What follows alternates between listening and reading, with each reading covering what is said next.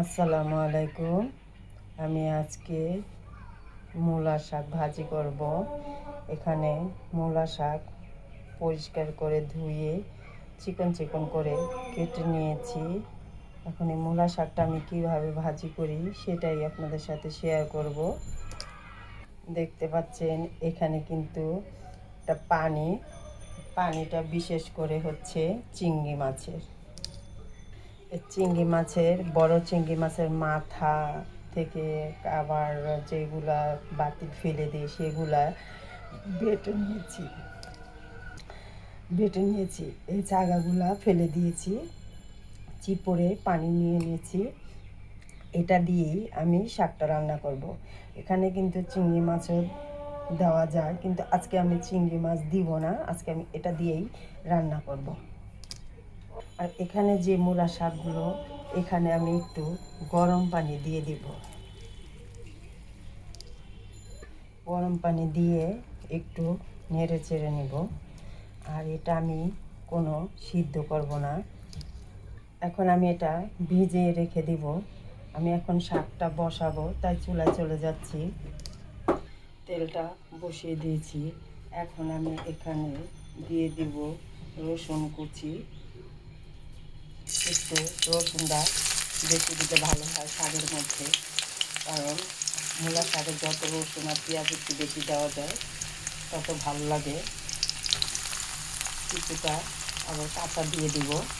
এখন এটা একটু ভেজে নিব। দেখুন পেঁয়াজটা কিন্তু লালচে হয়ে গেছে।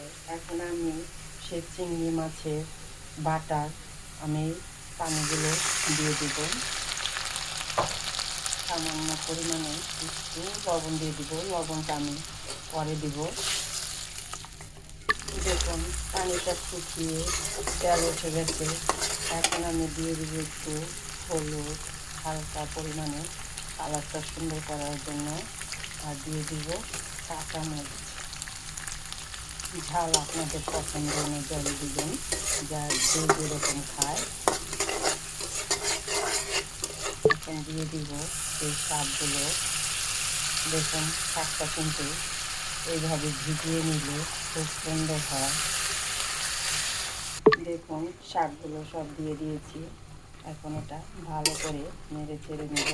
আর এখন দিয়ে দিব একটু লবণ, আর দিয়ে দিব একটু পেঁয়াজ কুচি। আবার কাঁচা পেঁয়াজটা দিলে অন্যরকম একটা ফ্লেভার আসে।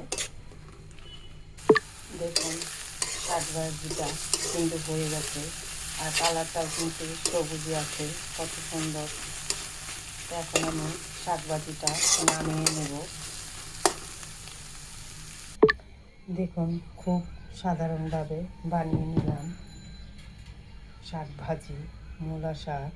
এই শাকটা কিন্তু অসাধারণ লাগে এইভাবে ভাজি করলে। আর এখানে কিন্তু এটা বড় শাক ছিল, এখানে শাকের ডানটা মানে ডাঁট ওটা ফেলে দিয়েছি, শুধু এখানে শাক আছে, শুধু শাক নিয়েছি, পাতাগুলো নিয়েছি। বন্ধুরা, যদি ভিডিওটা ভালো লাগে একটা লাইক, শেয়ার, কমেন্ট করবেন, কমেন্ট করে জানাবেন। এবং এবং আমার চ্যানেলটি ভিডিওটি সম্পূর্ণভাবে দেখে আমার চ্যানেলটি সাবস্ক্রাইব করে দিবেন। আল্লাহ হাফেজ।